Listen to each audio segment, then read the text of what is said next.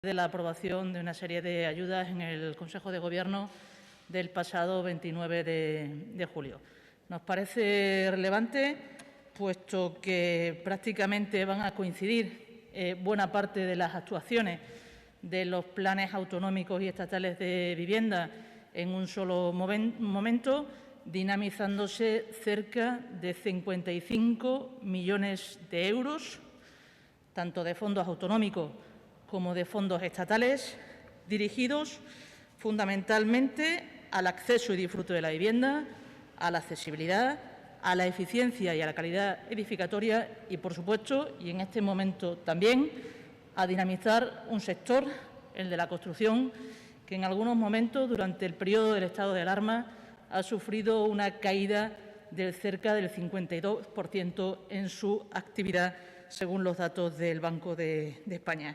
En ese sentido, desde la Junta de Extremadura, y empezando por aquellos objetivos preferentes, que son el de garantizar el acceso a la vivienda a aquellos que tienen más dificultad, tenemos en marcha, tenemos encima de la mesa ayudas que van desde las complementarias al alquiler, que cuentan con un presupuesto de 913.600 euros y que fueron publicadas en el Diario Oficial de Extremadura del pasado 23 de julio, dirigidas a aquellas personas que, reuniendo los requisitos para poder ser beneficiarias de una vivienda social, por algunas circunstancias no puedan disponer de ella, con lo que se cubren el 65% de los gastos de la renta mensual, con un límite de 260 euros mensuales, y que podrá beneficiar a cerca de 1.000 personas.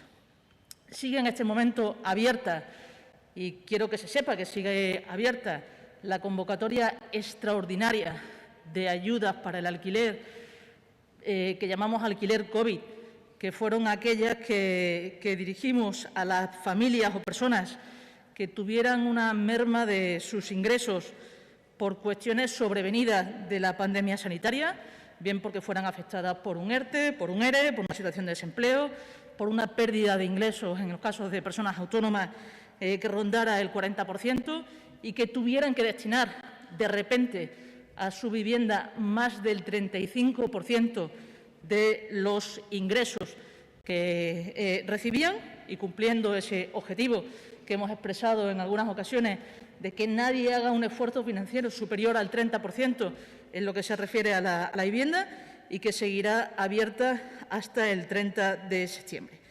Entre las novedades de esta convocatoria está el que toda la documentación, toda la presentación y toda la comprobación de características personales se hace de manera telemática. Espero que en el futuro así lo podamos hacer en el próximo Plan Autonómico de Vivienda para todas las convocatorias, y ha sido complementaria a toda una serie de actuaciones que tanto desde el Gobierno de España como desde la Junta de Extremadura hemos procurado mantener sobre la protección de la ciudadanía ante una crisis en la que la pérdida de la vivienda, que debía ser nuestro principal refugio, no fuera en ningún caso nuestra principal preocupación, como sucedió en otras crisis económicas en el pasado. En ese sentido, además de estas líneas de ayudas especiales COVID, se ha procedido a la exoneración de los pagos de las rentas de todas las viviendas sociales de la región, mientras que duró el estado de alarma. Se procedió a la prórroga automática de los contratos de minoraciones de renta que vencieran durante el estado de alarmas. Se garantizó la prestación de suministros, que no se pudiera cortar ni la luz, ni el gas, ni el agua a ninguna familia durante el estado de alarma, y se mantiene la prestación de esa garantía de suministros. Se prorrogaron automáticamente los contratos de alquiler sometidos a cualquiera de las leyes de alquiler que vencieran durante el estado de alarma, y, por supuesto, se procedió a la suspensión de cualquier procedimiento de ejecución hipotecaria que aún sigue vigente. En el caso de las ayudas de COVID, de alquiler COVID, de esta convocatoria de ayudas que presentamos el 18 de mayo, que se publicó en el Diario Oficial de Extremadura el 18 de mayo, han sido o son actualmente cerca de 1.200 las personas que han solicitado las ayudas y hay créditos suficientes para poder atender todas las solicitudes. Puesto que la convocatoria sigue vigente y puesto que todavía hay gente que está en estos procedimientos de regulación temporal de empleo, etcétera, tenemos prevista la posibilidad de ampliar los créditos si fuera necesario porque se produjera un agotamiento de los mismos. Pero en Extremadura, a diferencia de en otras comunidades autónomas, de momento estas ayudas han sido más que suficientes. Hay comunidades autónomas en las que ha colapsado el sistema y que han tenido que multiplicar por 5, por 6, por 7 y por 8, seguramente porque no tienen la red de protección social o los costes actuales de la vivienda que tenemos en nuestra región. Eso nos ha hecho que la convocatoria que previmos de 2,3 millones de euros haya sido suficiente en este momento para cubrir todas las demandas, aunque, insisto, si hubiera un incremento de demanda, habría una ampliación de los créditos de la Junta de Extremadura. En el pasado Consejo de Gobierno del 29 de julio se aprobaron también las convocatorias de apoyo, de acceso en materia de alquiler, tanto en régimen general como de jóvenes, con una dotación total de 4,4 millones de euros. La razón por la que hemos aprobado esta convocatoria, que se publicará en próximas fechas en el Diario Oficial de Extremadura, es que en la última, en la del pasado año, se disparó, se duplicó el número de solicitudes, lo que provocó que, aunque aumentáramos los créditos hasta el máximo permitido por la Ley de Subvenciones, se quedara casi tanta gente fuera como la que recibió la ayuda. Y fue en febrero de este año cuando nos comprometimos a hacer esta convocatoria extraordinaria que se solapará con las ayudas del pasado año. El año pasado recibieron ayudas o se concedieron ayudas para el periodo 19-20. En esta convocatoria vamos a conceder ayudas para el periodo 2021, con lo que habrá gente que si el año pasado se quedó fuera, que este año va a poder acceder a esa ayuda. Se va a mantener en la convocatoria que lanzamos este año las novedades que planteamos en la convocatoria del pasado año, con la posibilidad de llegar hasta el 50% de las rentas de alquiler, en algunos casos con una ayuda media de 3.872 euros durante 2 años. En el caso de jóvenes, hasta 35 años, jóvenes hasta 35 años, porque nunca sabemos muy bien hasta dónde llega la juventud, y una renta de 3.022 euros en el caso del programa general. Las solicitudes, una vez que se publiquen en el Diario Oficial de Extremadura, en los próximos días se podrán solicitar durante 2 meses. Y para que no nos pase lo de la convocatoria del pasado año, en esta ocasión sí hemos planteado la posibilidad de que, una vez agotados los créditos, se cree una lista de espera para que aquellas personas que después desestimen la ayuda por alguna circunstancia, que dejen de poder ser perceptores de la misma, tengan una lista de espera que permita que otros beneficiarios accedan a esa ayuda y no se pierdan los fondos. El objetivo, en cualquier caso, sigue siendo el de dinamizar el mercado del alquiler y procurar mantener ese esfuerzo financiero para acceder a una vivienda muy por debajo del de la media nacional en el caso de Extremadura. Esto afecta así a 2 convocatorias de ayuda, alquiler general y alquiler jóvenes. Se aprobó también en el Consejo de Gobierno las que llamamos ayudas a promotor, con un presupuesto de 1.019.000 euros. Se publicará próximamente también en el Diario Oficial de Extremadura, y son ayudas que tratan de compensar a los promotores de vivienda protegida, bien sea vivienda protegida en régimen general de compra o de alquiler, el incremento de coste consecuencia del incremento de las normas técnicas a cumplir en el sector de la construcción y, evidentemente, también impulsar, apoyar y acompañar a este sector en este momento. Son ayudas que pueden llegar hasta 4.000 euros por vivienda y que, desde luego, respecto de las normas técnicas, estoy convencida de que en el próximo Plan Autonómico de Vivienda, que empezaremos a debatir, como bien saben, porque se aprobó en la agenda de reactivación que presentó el presidente de la Junta de Extremadura, tendremos mucho que discutir cuáles deben ser los requisitos mínimos de habitabilidad de las viviendas, más allá de las normas técnicas de edificación. Que contemos, por ejemplo, con las terrazas y los espacios al aire, que computen no como superficie construida, sino como si separemos la superficie habitable de la superficie construida y se permita que las viviendas protegidas cuenten también con esos espacios de disfrute al aire. En esta misma lógica de dinamizar y de apoyar al sector de la construcción, a la vez que mejoramos la calidad de nuestras viviendas, el acceso y la confortabilidad de la ciudadanía en las mismas, hemos hecho una ampliación de los créditos destinados al Plan de Eficiencia Energética de la vivienda existente, con 19 millones de euros extraordinarios, para poder llegar a un total de 35 millones de euros.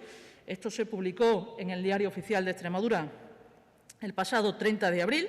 Esta es la única convocatoria que no está abierta en este momento, pero que sí va a reconocer cerca de 3.300 proyectos presentados y que tienen una incidencia directa en la construcción local, muy especialmente en las pequeñas empresas de construcción local y especializada en materia de rehabilitación energética y que además pretende contribuir, colaborar, dirigir nuestras actuaciones al mantenimiento de esos objetivos de desarrollo sostenible, objetivos de sostenibilidad para el año 2025, de descarbonización del parque inmobiliario de nuestra comunidad autónoma.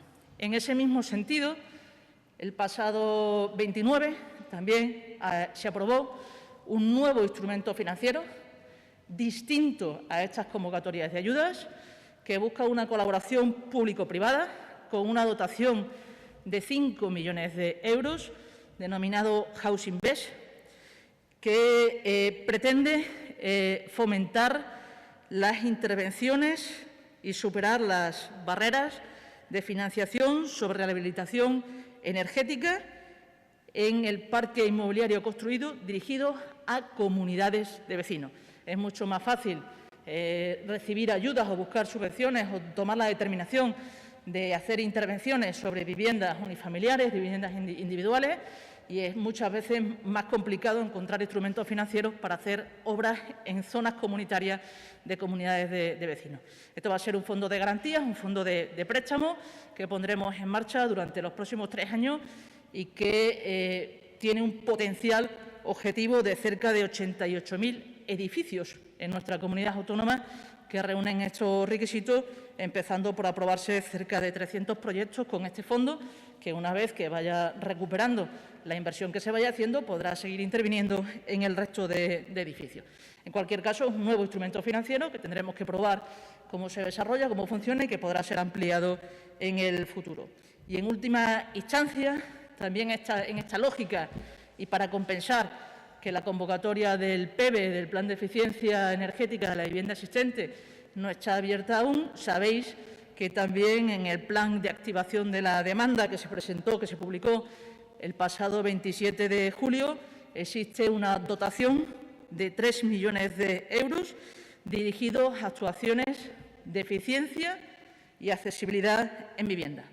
En concreto, medidas de aislamiento térmico y acústico, que incluyen mejoras de las cubiertas y fachadas, sustitución de ventanas, persianas y toldos, que incluyen instalaciones de eficiencia hidráulica y energética, que son la sustitución de calderas de condensación, la instalación de aires acondicionados, sanitarios de ahorro de agua, grifería y cambios de platos de ducha, y actuaciones en materia de accesibilidad, que son la instalación de plataformas, rampas, salvaescaleras y elevadores en los casos de viviendas unifamiliares. Aquí nos pasa al contrario. Es más fácil encontrar la instalación de un ascensor en una comunidad de vecinos que aquellas personas que puedan tener una movilidad reducida en el caso de una vivienda unifamiliar. Son ayudas que, como sabéis, llegarán a cerca de 500 empresas en nuestra región, que abrirán su convocatoria a partir del 17 de agosto y que pueden llegar hasta 6.000 euros por empresas y personas beneficiarias. En resumen, esos 55 millones de euros de inversión en materia de vivienda que puedan beneficiar a cerca de 10.000 ciudadanos y ciudadanas en nuestra comunidad autónoma y que procuren facilitar el acceso, el disfrute de la vivienda, la accesibilidad, la eficiencia, la calidad de la edificación y también dinamizar el sector de la construcción. Este era el objeto de esta convocatoria y, por supuesto, pues quedo a su disposición para cualquier pregunta que quieran hacer.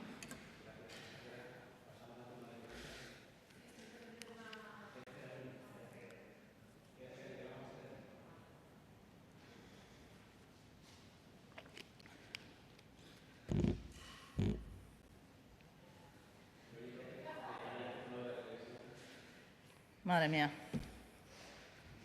Como te fíes de la limpieza, Antonio. Eso le he dicho, que le dé con la malleta bien. Date hidrogel ahora, por si acaso. Buenas tardes, consejera. Simplemente una aclaración. Ha hablado de esos 55 millones de ayudas autonómicas y estatales. ¿Las autonómicas a cuánto ascienden aproximadamente? No sé si ese dato ya se conoce o lo ha dado en algún momento. Pues te lo podría separar, vamos, de unas convocatorias y otras, pero al final todas hacen parte del Plan Autonómico de Vivienda. Nosotros hay una parte que nutrimos de las ayudas estatales y otras que complementamos con programas propios. Si no lo destináramos a estos programas, los tendríamos que destinar a otras ayudas. Hay algunas que son nuestras y solo nuestras, las complementarias, la de promotor, las ayudas directas a la entrada, esas son solo nuestras. Hay otras que son de procedencia de fondos europeos, que son las de eficiencia energética del PEVE, y hay otras que son de los fondos del Plan Estatal, que son las del alquiler de General y Jóvenes.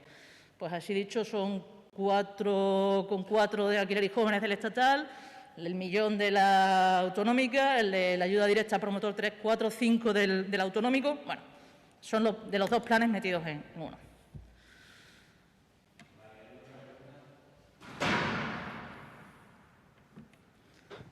Óscar Bailador, de Radio Nacional de España. Sí, yo le quería preguntar por algunos aspectos de las ayudas que ha dicho. Respecto al alquiler, ¿qué requisitos tienen que tener esas personas, tanto en el régimen general como el de jóvenes, para acceder a esas ayudas? Y también sobre la ampliación de créditos que se ha referido de eficiencia energética en comunidad de vecinos, esto que ha llamado House Invest, perdón. House Invest. Por ejemplo, algunos ejemplos de esas actuaciones que se pueden llevar a cabo en esas actuaciones de vecinos, en esas comunidades de vecinos. De acuerdo, pues de la convocatoria de General y Jóvenes son las que ya se conocen, unos límites de renta de 2,5 veces el IPREN, y luego van cambiando los requisitos, las características. Mayores de 65 años pueden llegar hasta una cuantía, menores de 35 pueden llegar a otra cuantía.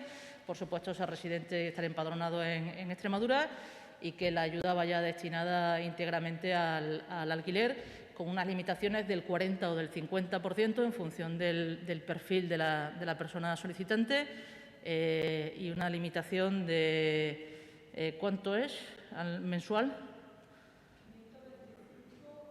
520, bueno, es que depende de los municipios. En una serie de municipios hasta 525 euros, en otros municipios una cuantía menor, pero básicamente la limitación de renta de los 2,5 veces el IPREN. ¿Más preguntas? Y del House Invest, las actuaciones, todas estas relacionadas con la sustitución de elementos para la mejora energética. También hay ahí intervenciones en aislamientos, en cubiertas, en fachadas, en instalación de calderas, en sistemas de eficiencia para frío o calor. En este caso no suministramos los suministros, no financiamos los suministros, sino la actuación integral en cada una de esas viviendas. Es un fondo de garantía para las comunidades de vecinos, también para las zonas comunes. Es decir, la iluminación, el mantenimiento y la eficiencia de las zonas de uso común del edificio. ¿Alguna otra pregunta? Javier Serrano, de Televisión Española.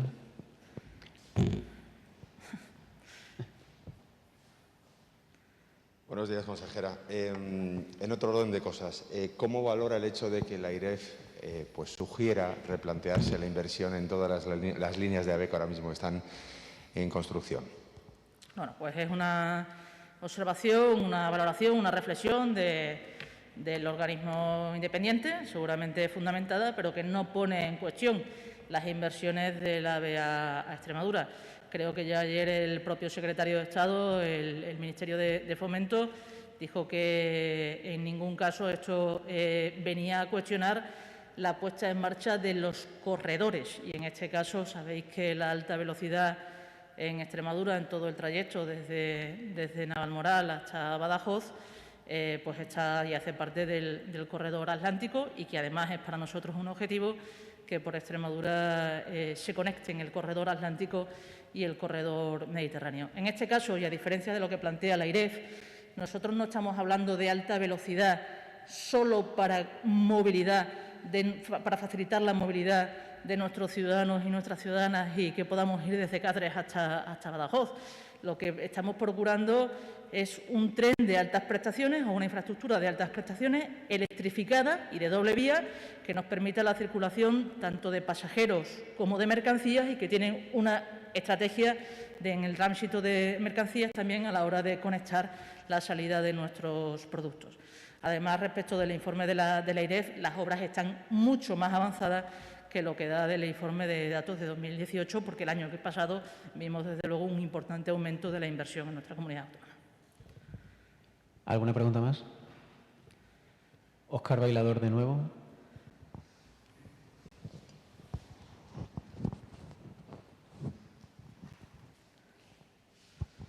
Sí, respecto al tren y al sector ferroviario, yo tenía varias cuestiones. La primera es, hemos visto cómo han salido ya también a licitación las obras del resto de electrificación que quedaban en ese tramo que había indicado hasta la frontera con Portugal. Me gustaría saber cuándo, viendo ya que están licitadas, cuándo podremos tener ya un tren electrificado en la región, ya que somos la única que no disponíamos de redes electrificadas. También le quería preguntar, respecto a ese informe de la AIREF, ¿cree usted que se puede referir a todo ese tramo de Navalmoral a Madrid que no está ni empezado, que está en trámites todavía, todo lo que tiene que ver por la provincia de Toledo y de Madrid? Y por último, también le quería preguntar por el tramo que hay entre Castuera, Cabeza del Buey, que a partir del próximo domingo va a tener una mejora en las vías, que se va a ver en menor tiempo de recorrido, pero hay relativas quejas de los usuarios en el sentido de que si no se cambian los horarios de los trenes, es tiempo que no vas a estar en el tren, pero que después vas a estar esperando para realizar esas conexiones. ¿Se está hablando con Renfe para cambiar esos horarios y vamos a decir que ese tiempo se vea reflejado en el viaje total? Pues mira, una parte de tu pregunta lleva a otra parte de la pregunta. Estamos trabajando con Renfe en la recuperación y la planificación de todos los servicios ferroviarios. A partir del domingo estarán en circulación cerca del 60% de los servicios ferroviarios, todavía con un nivel de ocupación 5 o 6 puntos por debajo de lo que tenía antes de la alerta y de la emergencia sanitaria, en la que aún vivimos y convivimos, pero no lo estamos haciendo solo para este momento. Lo estamos haciendo ya pensando en la puesta en servicio de las nuevas infraestructuras ferroviarias una vez que terminen todas las inversiones de infraestructuras en Extremadura, y que debe ser en el próximo año. El próximo año ya podremos empezar a ver circular esos trenes híbridos por nuestra región, y no creo en ningún caso que esté en cuestión el tramo de Castilla-La Mancha o de Madrid.